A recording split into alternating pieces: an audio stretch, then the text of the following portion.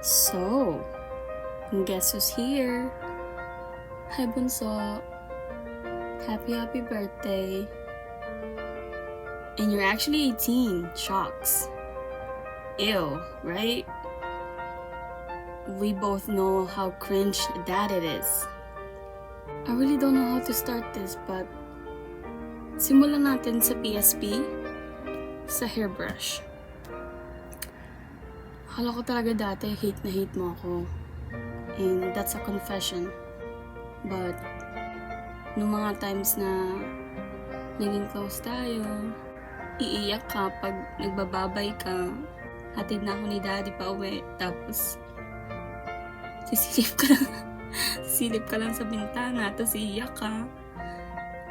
Tapos hindi mo papakita sa akin na umiyak ka, pero obvious. Tapos pag umuwi ako ulit, tuwan-tuwa ka, tapos nagiging madaldal ka. And if you have a minute, why don't we go talk about it somewhere only we know? This could be the end of everything, so why don't we go somewhere only we know? Somewhere only we know. Tapos, lagi mo akong inuutusan magluto. O pagtulog na si daddy tsaka si mami. Kasi wala bang magluluto sa'yo, kundi ako. Tapos ako naman, susundin ka. I can't believe you're 18 and I'm not there. And I'm sorry. Nakita kita maging masungit sa mas masungit. Joke. Nakita talaga kitang nag-grow as individual. And palagi mo akong ina-update sa mga achievement mo kasi you always wanna make sure that I know.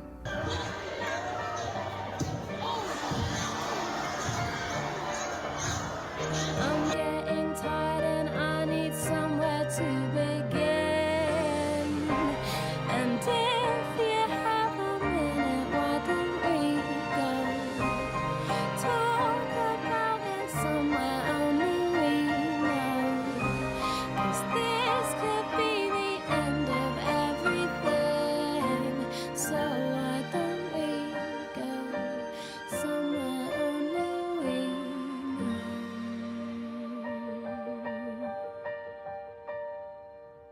Somewhere only we know.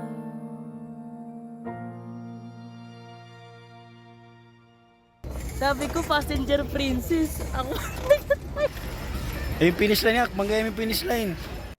Paano be mau?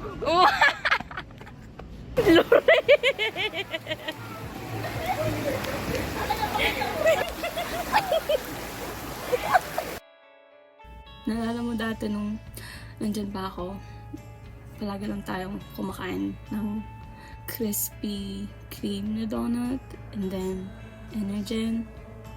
Tapos inabot na tayo ng umaga kakachismisan.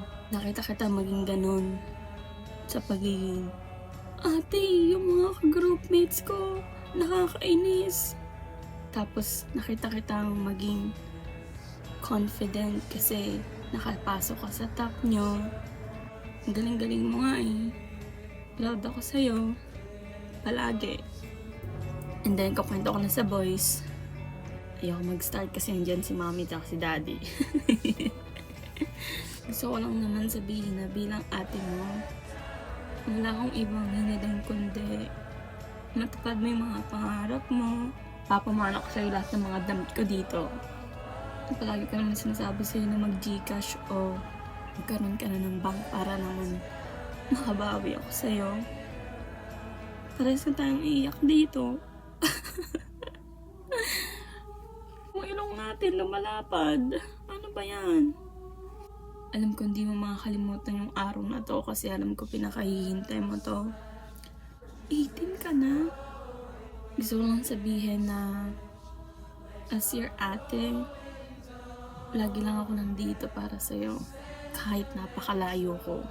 Alam ko pag may mali sa'yo. Alam ko pag tinutopak ka. Alam ko pag may tinatago ka, tayo lang mag-best friend sa mundong to. Ano ka ba?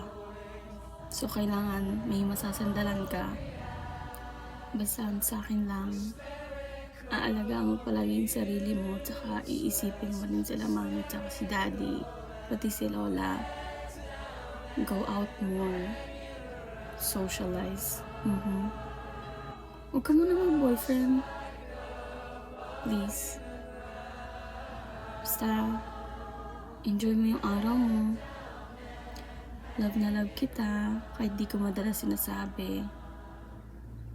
Miss na kita. So one last time, happy birthday.